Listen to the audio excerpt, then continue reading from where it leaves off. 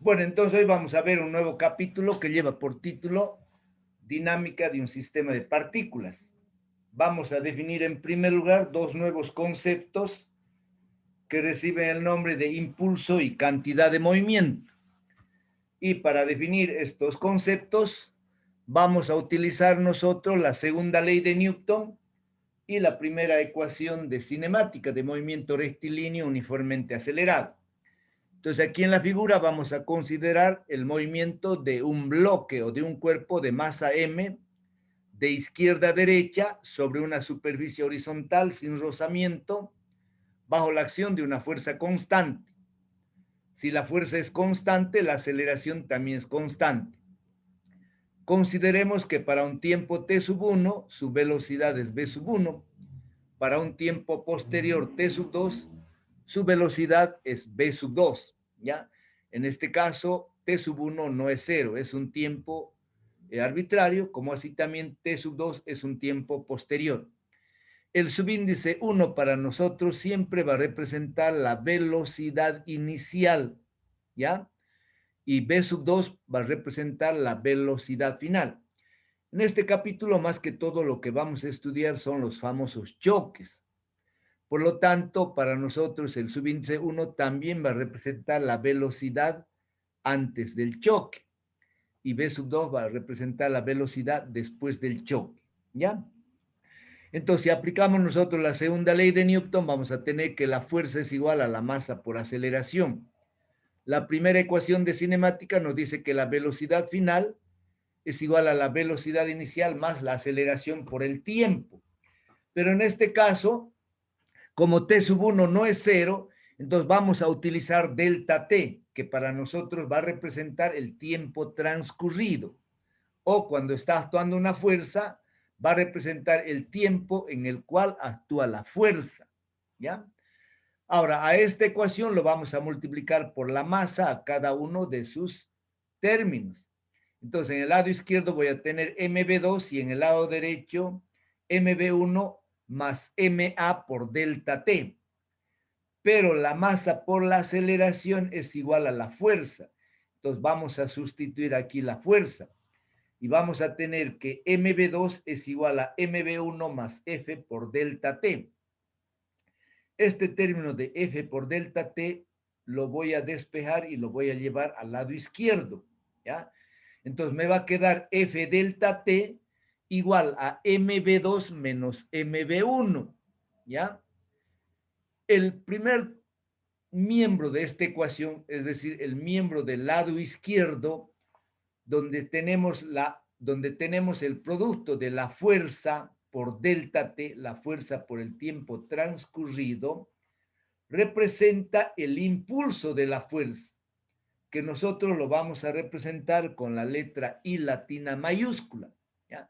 Entonces, el impulso que produce una fuerza es igual al producto de la fuerza por delta t, siendo delta t el tiempo que actúa la fuerza, que para nosotros será igual a t2 menos t1. Desde luego que no siempre t1 va a ser diferente de 0. En el caso de que t1 sea igual a 0, entonces vamos a tener directamente la fuerza por el tiempo, ¿ya? En el lado derecho tenemos dos términos que resultan de multiplicar la masa por la velocidad, ¿ya? Entonces, la masa por la velocidad recibe el nombre de cantidad de movimiento, que lo vamos a representar con la letra P mayúscula, ¿ya? Entonces, la cantidad de movimiento es igual a la masa por la velocidad. Las unidades en el sistema internacional, tanto del impulso como de la cantidad de movimiento, son el newton por el segundo, ¿ya? Entonces, si el producto de la masa por la velocidad representa la cantidad de movimiento, entonces m por v2 representa la cantidad de movimiento final y m por v1 representa la cantidad de movimiento inicial. Entonces, el impulso de una fuerza es igual al cambio o variación de la cantidad de movimiento, P2 menos P1 o simplemente delta P. ¿Ya? Ahora, tanto el impulso como la cantidad de movimiento son magnitudes vectoriales, es decir, que son vectores. Si nosotros hacemos una gráfica de una fuerza constante en función del tiempo, ¿ya? Y si decimos que la fuerza constante actúa en un tiempo t, entonces la gráfica va a ser una línea recta paralela al eje del tiempo. Entonces, si nosotros queremos calcular el área de este rectángulo, el área va a ser igual a la base por la altura, que en este caso será tiempo por f o f por t. Entonces, el área debajo de la curva de una gráfica de la fuerza en función del tiempo siempre es igual al impulso. Entonces, llegamos a la conclusión de que el área es igual al impulso. Si nosotros tenemos una fuerza variable, es decir, si la fuerza no es constante, entonces la aceleración tampoco va a ser constante. Si la fuerza varía en magnitud y en dirección, y si nosotros tenemos el movimiento en dos direcciones, entonces ya no podemos escribir la segunda ley de Newton en su forma tradicional, que la fuerza es igual a la masa por aceleración. Entonces, bajo esa situación, si es que la fuerza varía, la aceleración varía y por lo tanto tenemos que introducir el concepto de derivada, porque nosotros ya en anteriores capítulos habíamos definido a la aceleración como la derivada de la velocidad respecto al tiempo. Esto cuando la aceleración no es constante. Entonces, la segunda ley de Newton tenemos que escribirlo en su forma diferencial. Fuerza igual a masa por dv a dt. Si de aquí llevamos a multiplicar dt al lado izquierdo, voy a tener f por dt igual a m por dv. Entonces, esta es una ecuación diferencial, ¿ya? En este capítulo, sí o sí vamos a utilizar integrales. ¿Por qué? Porque hay algunas ecuaciones que son diferenciales. Yo sé que la mayoría de ustedes no ha aprobado todavía la materia de cálculo 1, pero a estas alturas ya deben estar viendo derivadas o de aquí a una semana o 2 semanas ustedes van a ver lo que es derivadas y lo que es integrales. Por lo tanto, ya van a tener un concepto de lo que significan este tipo de ecuaciones y cómo se resuelve una ecuación diferencial, ¿ya? Entonces, para resolver una ecuación diferencial, tenemos que integrar, ¿ya? Ya habíamos explicado en anteriores conceptos utilizando el signo de integración. Entonces, el signo de integración es una S alargada. Entonces, yo digo la integral de f por dt desde un valor de t1 a t2, ¿ya? Estos valores representan los límites de integración. T1 es el límite inferior y T2 un límite superior.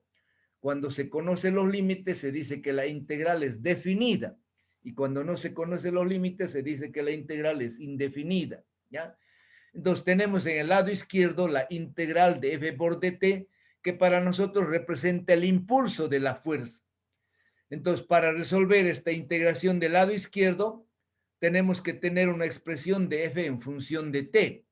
Si la fuerza es constante, sale la fuerza fuera del signo de integral y vamos a tener integral de dt. La integral de t es simplemente t, que será t2 menos t1. En el lado derecho la masa es constante, por eso sale fuera del signo de integración. Nos queda la integral de dv. La integral de dv es simplemente v. Luego se reemplaza el límite superior menos el límite inferior. Entonces quedará m por b2 menos b1. Separamos en dos términos, ¿ya? mb2 menos mb1. Entonces, ¿qué representa mb2? La cantidad de movimiento final. Y mb1, la cantidad de movimiento inicial. Llegamos nuevamente a la conclusión de que el impulso que está dado por esta integral es igual al cambio o variación de la cantidad de movimiento. Si nosotros tenemos el movimiento de un cuerpo en dos direcciones, si la fuerza también actúa en ese movimiento, entonces la fuerza y la velocidad van a tener dos componentes. Una componente en la dirección X y otra componente en la dirección Y. Entonces voy a tener una Fx y una Fy. voy a tener una velocidad v sub x y v sub y, tanto final como inicial, ¿ya? Entonces vamos a tener que el impulso que produce la componente en la dirección x también es igual al cambio de variación de la cantidad de movimiento en la dirección x. El impulso en la dirección y también será igual al cambio de variación de la cantidad de movimiento en la dirección y o en el eje y. Cuando nosotros hacemos una gráfica de una fuerza variable en función del tiempo, ya no vamos a tener una línea recta, podemos tener una curva, como la que estamos mostrando aquí en la figura. Entonces, calcular el área de esta figura ya no es tan fácil. ¿Por qué? Porque no tenemos una fórmula. Entonces, para calcular esta área, tenemos que utilizar integrales, ¿ya? Y por lo tanto, el área debajo de esta curva sigue siendo igual al impulso y será igual a la integral desde un valor de T0 a T1 por F de T. ¿Ya? Vamos a ver ahora el principio de conservación de la cantidad de movimiento. Para ver este principio, vamos a considerar la interacción o el choque de dos cuerpos. Entonces, aquí en la figura estoy representando el bloque A que se mueve con una velocidad v sub a1 hacia la derecha. El bloque B que se mueve con una velocidad v sub 1 hacia la izquierda. Vamos a considerar que los dos están avanzando sobre la misma línea de acción. Por lo tanto, se va a producir un choque frontal entre A y B. B sub A1 para nosotros siempre va a representar la velocidad de A antes del choque. B sub B1 la velocidad de B antes del choque. Entonces, el momento que se produce el choque, los dos bloques están en contacto directo o en contacto físico. Ese momento que se produce el choque, el bloque A ejerce una fuerza sobre el bloque B. Pero de acuerdo a la tercera ley de Newton, el bloque B ejerce otra fuerza sobre la misma línea de acción con la misma magnitud, pero de sentido contrario, que lo estamos representando con menos F. La sumatoria de estas dos fuerzas siempre va a ser cero, ¿no ve? Entonces, F menos F es cero. Consideremos que después del choque, el bloque B rebota hacia la derecha y el bloque A rebota hacia la izquierda. La velocidad de A después del choque lo representamos con BA2 y la velocidad de B después del choque lo vamos a representar con B sub B2. ¿Ya? Analicemos nuevamente el momento en que se produce el choque, en que los dos bloques tienen contacto directo o cuando aplicamos la segunda ley de Newton. Entonces vamos a representar con FA la fuerza que ejerce A sobre B y vamos a representar con FB la fuerza que ejerce B sobre A, pero le tenemos que poner el signo menos, ya sea a FA o a FB. ¿Por qué? Porque una de ellas tiene sentido contrario. Entonces colocamos el signo menos aquí en FB. Ahora, si yo multiplico por delta T, es decir, el tiempo transcurrido para los dos bloques, el momento del choque es el mismo, que yo lo represento con delta T. Entonces, si yo multiplico F por delta T, voy a tener F delta T A. Si aquí a esta F lo multiplico por delta T, voy a tener menos F delta TB.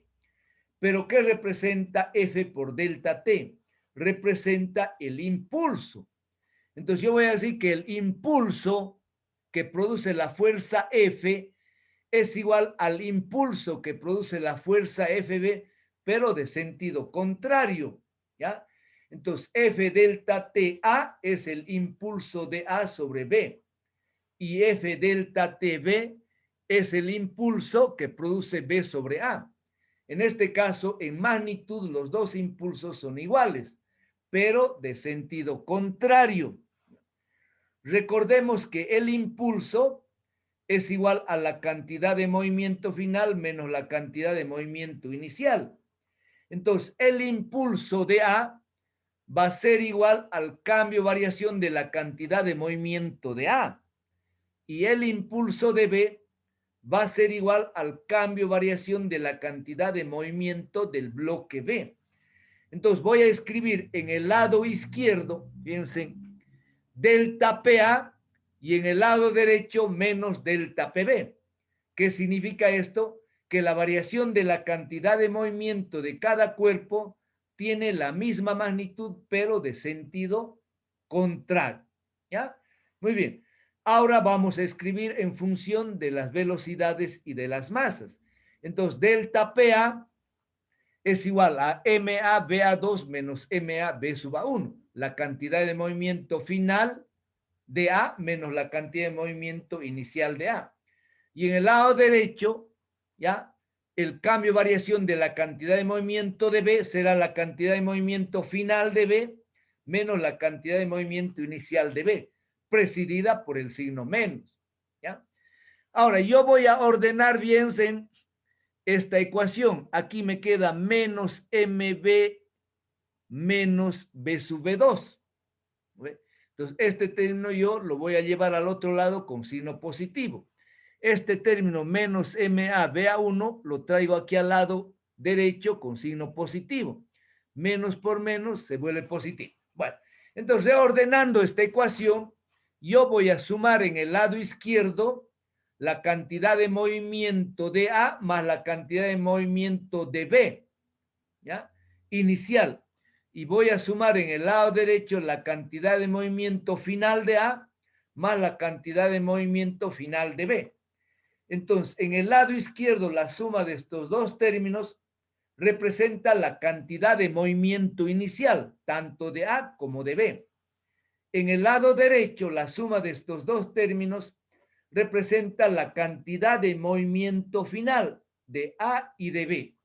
Entonces, esta ecuación, esta última ecuación, representa el principio de conservación de la cantidad de movimiento antes y después del choque. La cantidad de movimiento inicial o antes del choque es igual a la cantidad de movimiento final o después del choque. Pero ¿cuándo se va a cumplir este principio? Este principio se cumple cuando no actúa ninguna fuerza externa resultante sobre el choque o cuando la sumatoria de todas las fuerzas es igual a cero.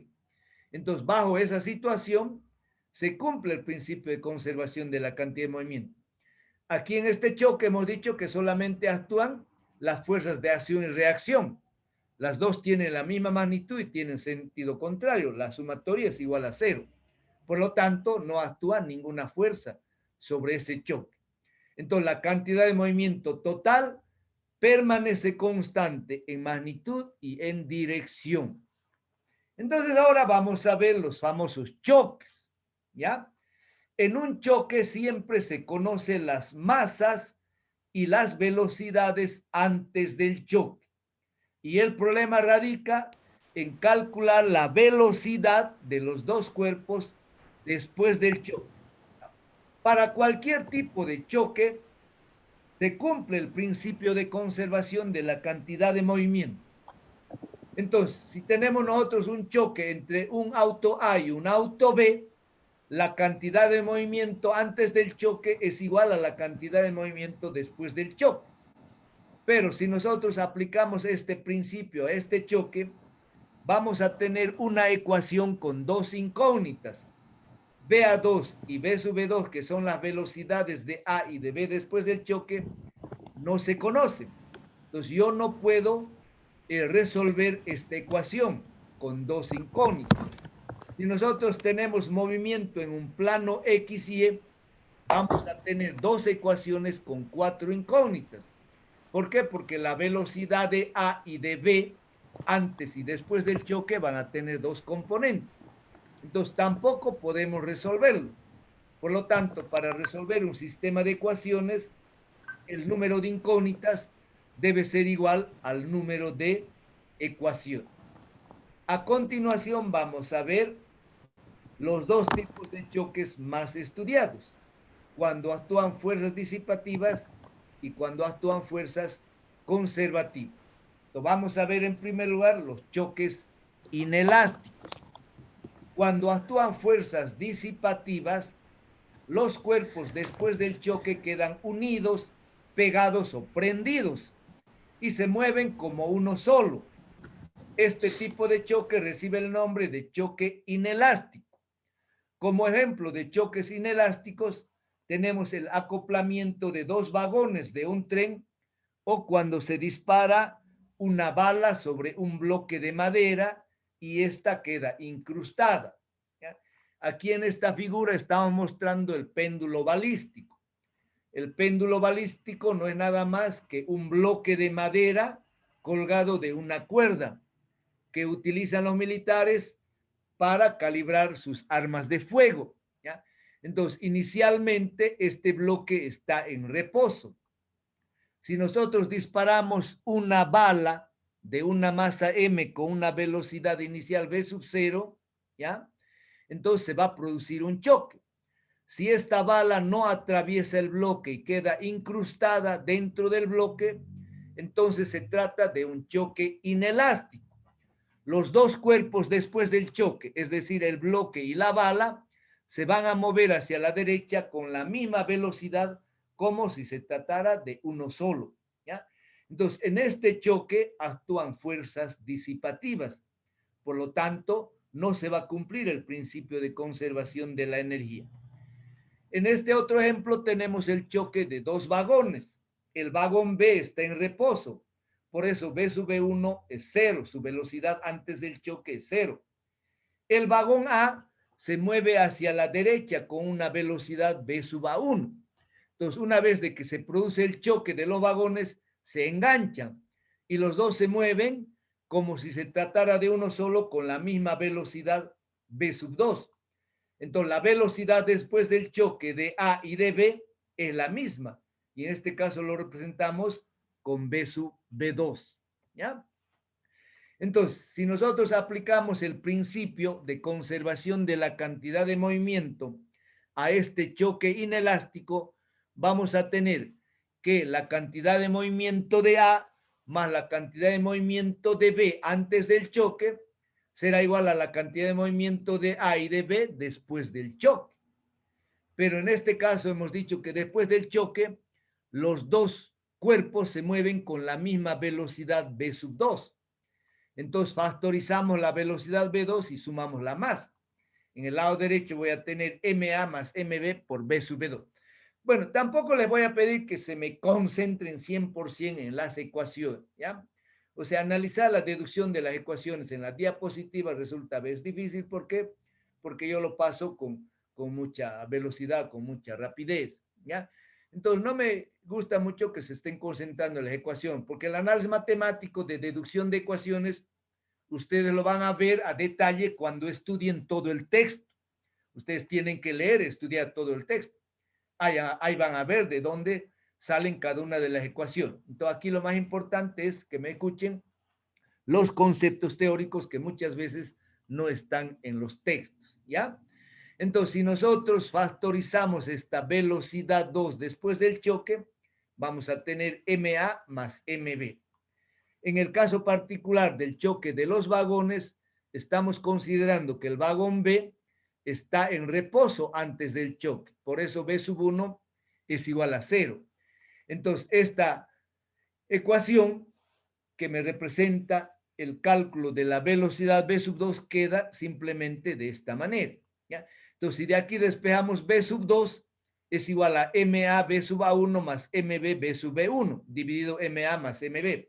Como B sub B1 es 0, entonces la velocidad después del choque inelástico de los dos bloques se calcula con esta ecuación 5, que será igual a MA por B sub A1 dividido MA más MB.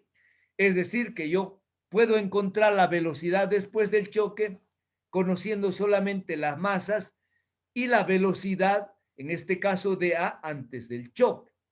Esta ecuación lo voy a utilizar posteriormente.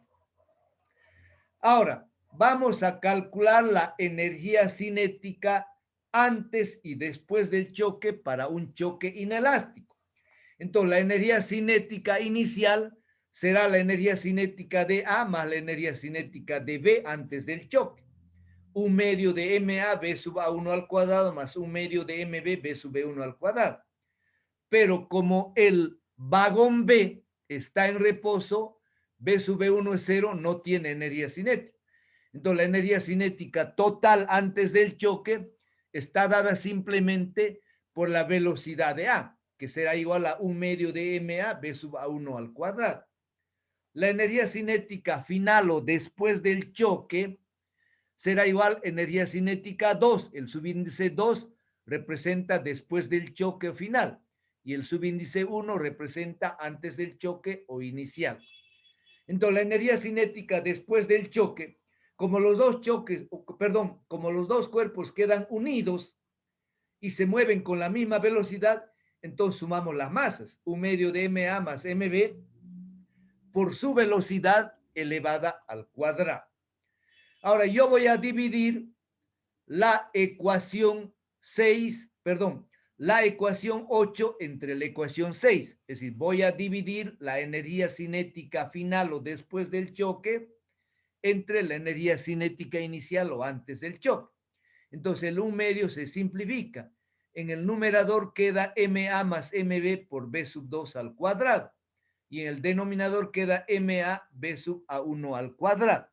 Vamos a tratar de encontrar una relación para demostrar que la energía cinética en un choque no permanece constante, sino que hay una disminución o hay una pérdida.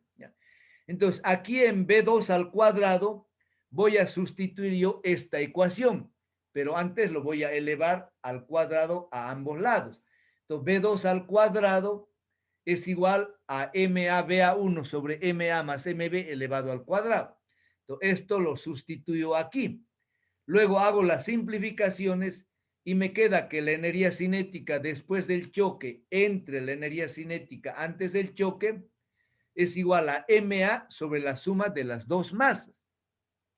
Cualquier valor que nosotros demos de masa A y de masa B, siempre esta razón va a ser menor que 1. Entonces, si yo escribo energía cinética 2 igual, si energía cinética 1 lo llevo al lado derecho, entonces voy a tener que la energía cinética 2 es menor que la energía cinética 1. Esto significa que en un choque inelástico, la energía cinética no permanece constante.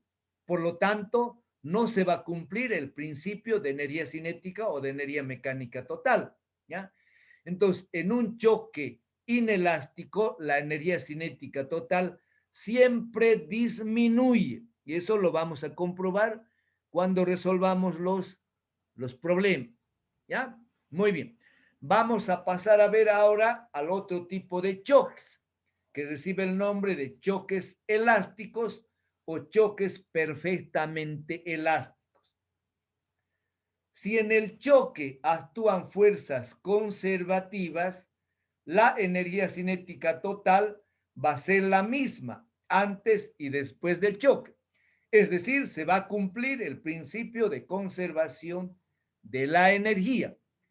Este tipo de choque recibe el nombre de choque elástico o choque perfectamente elástico.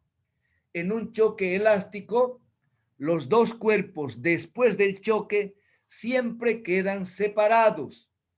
Como ejemplo de este choque tenemos el choque de dos bolas de billar. Muchos de ustedes conocen un juego de billar. Entonces, cuando chocan las dos bolas, nunca quedan unidas o prendidas, siempre van a quedar separados, ¿ya?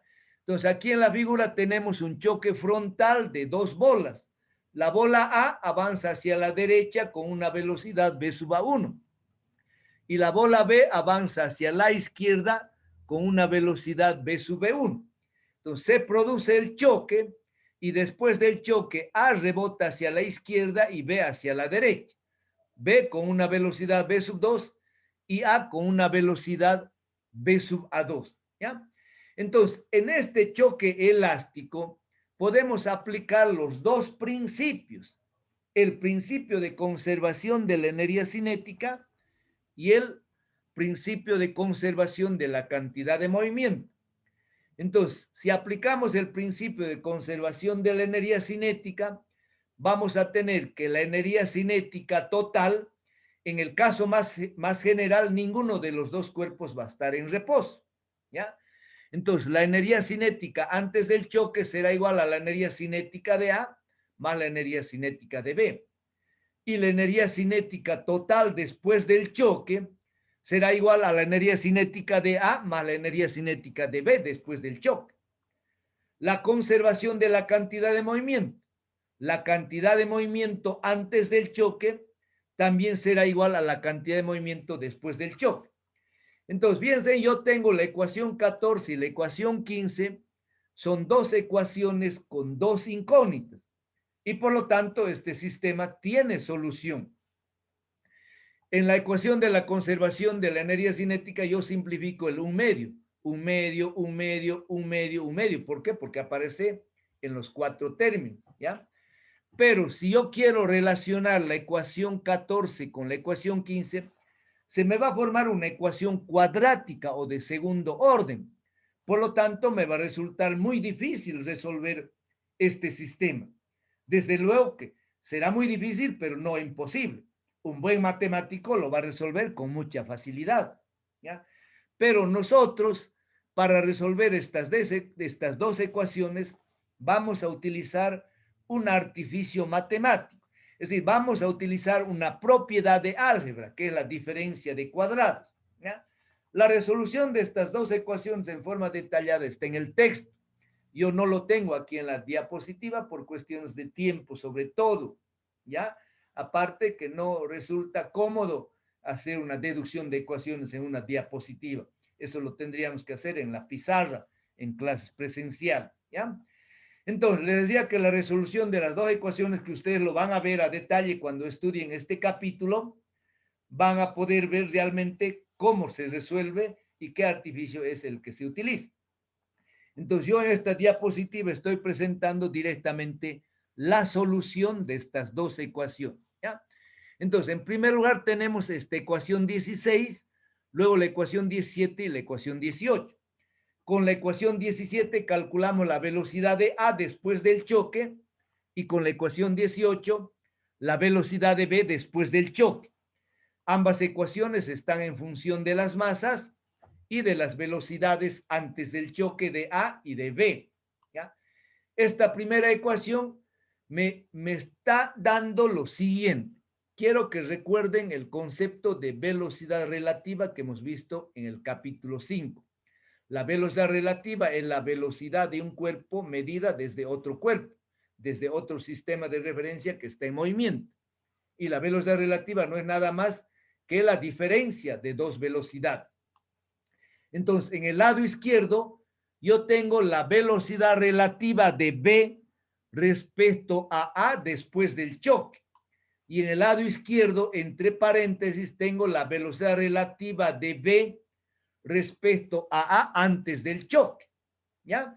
Esta primera ecuación lo vamos a utilizar para definir un coeficiente de restitución un poquito más adelante.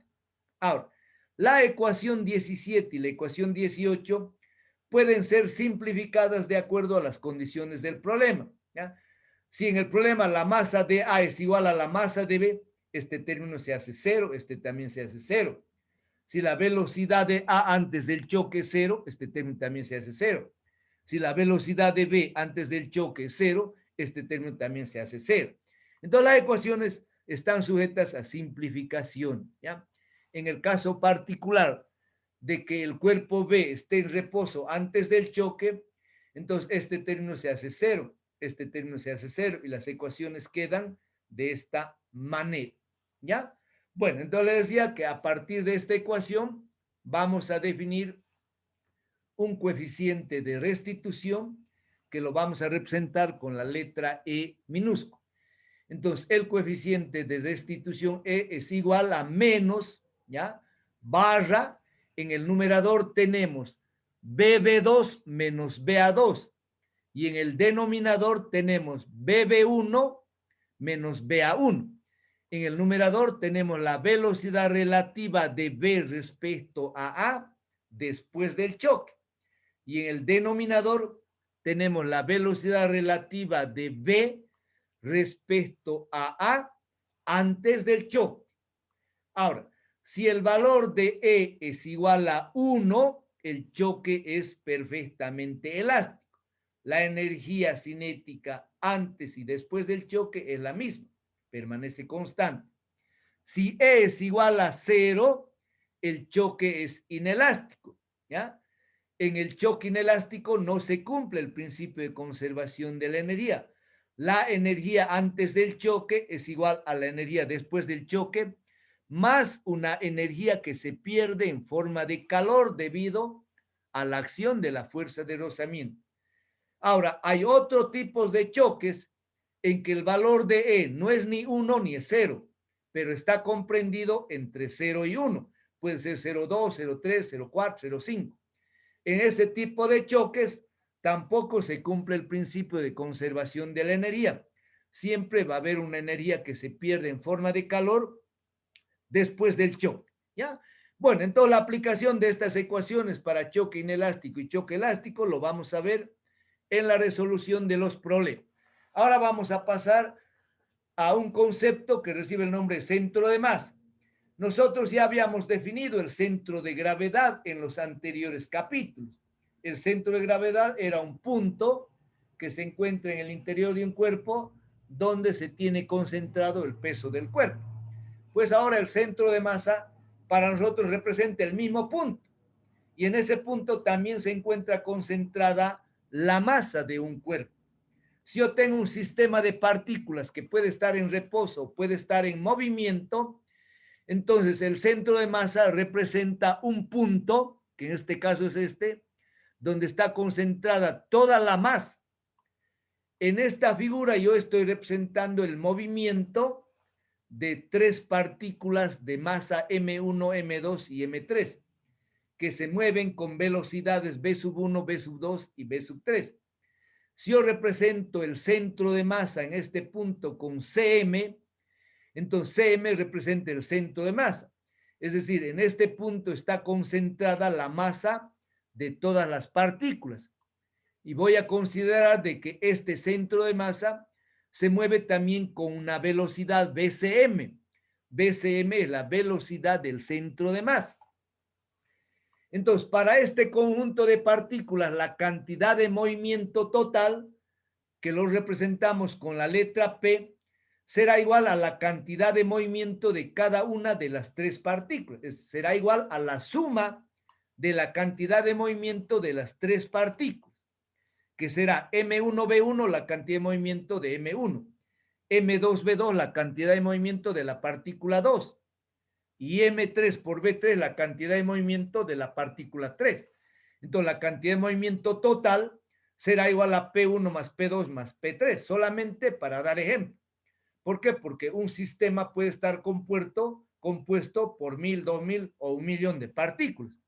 Y en ese caso tendría que sumar yo la cantidad de movimiento de todas las partículas, ¿ya? La masa, les decía, la masa es igual a la suma de la masa de cada partícula, que será M1 más M2 más M3, ¿ya? Muy bien. Entonces, si nosotros representamos el centro de masa en este punto, y si el centro de masa se mueve con una velocidad Bcm, entonces la cantidad de movimiento total P también será igual a M por Bcm, donde M es M1 más M2 más M3 y Bcm es la velocidad del centro de masa, que también esta cantidad de movimiento total será igual a M1B1 más M2B2 más M3B3. Si de aquí despejamos la velocidad del centro de masa, será igual a M1B1 más M2B2 más M3B3 dividido la masa total. Entonces, esta ecuación me está representando la velocidad del centro de masa en función de las masas y velocidades de cada una de las partículas, ¿ya? Consideremos que para un tiempo t, todo el sistema se ha movido hacia la derecha. Entonces, la partícula de masa M1 se ha movido una distancia x1 en el tiempo t. La partícula de masa M2 se ha movido la distancia x2 en el tiempo t. La partícula 3 se ha movido a la distancia x3 también en el tiempo t, en el mismo tiempo t. Y por lo tanto, el centro de masa también se ha movido una distancia xm en el tiempo t. Entonces, la velocidad del centro de masa será xm sobre t. B sub 1 será x1 sobre t, B sub 2 será x2 sobre t y B sub 3 será x3 sobre t. Entonces ahora estas cuatro ecuaciones, ¿ya? Lo voy a sustituir aquí en la ecuación de la velocidad del centro de masa. Entonces en el lado izquierdo, en vez de la velocidad del centro de masa, yo voy a colocar xm sobre t. Y en el lado derecho, en vez de B sub 1, coloco x1 sobre t. En vez de B2, coloco x2 sobre t. Y en vez de B3, coloco x3 sobre t. ¿Ya? Entonces, tengo yo esta ecuación en función del tiempo de las masas y de x1 y de x2 y de x3. Ahora, en el lado derecho, en el numerador, yo puedo factorizar el tiempo. Entonces, voy a tener 1 sobre t y ese t baja aquí al denominador a multiplicar las masas.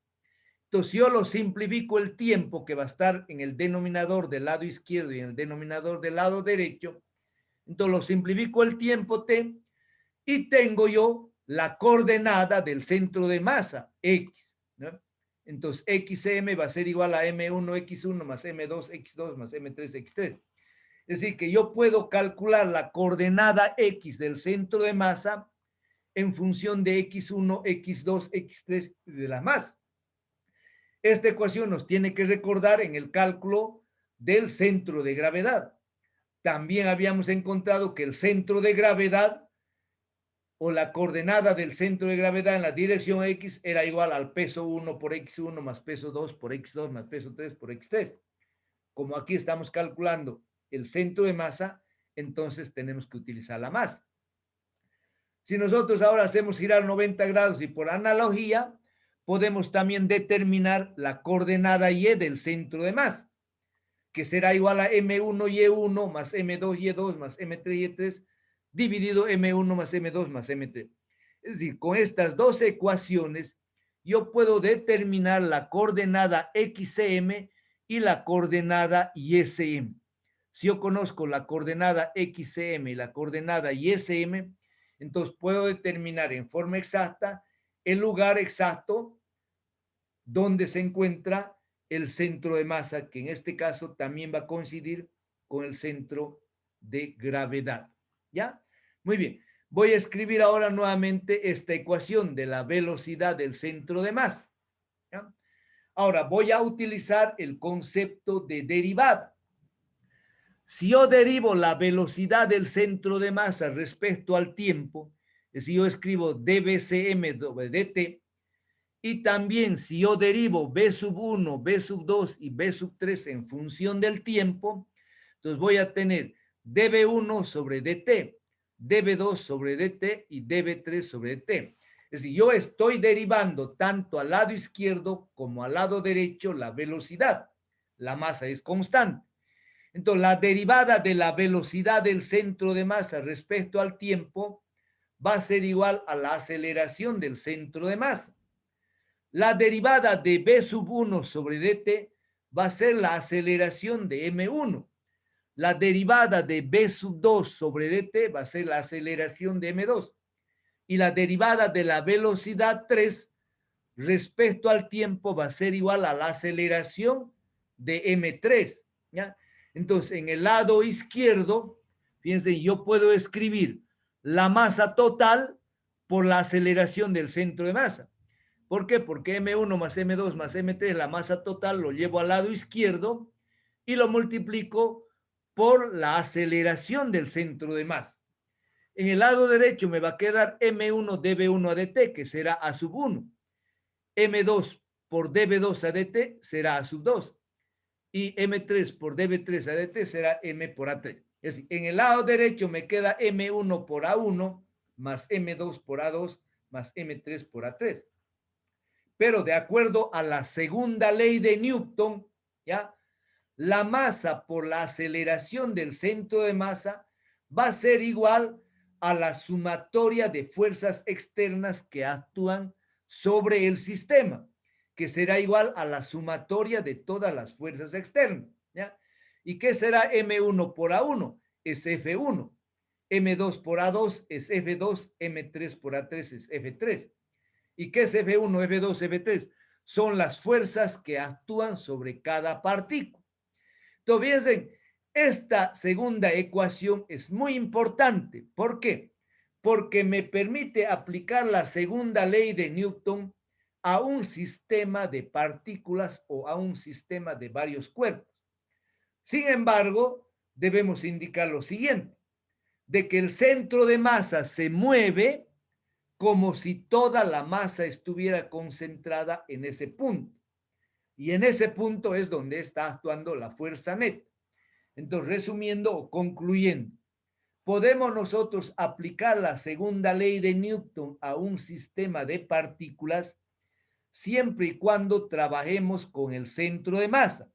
¿Por qué? Porque en ese punto estará concentrada la masa.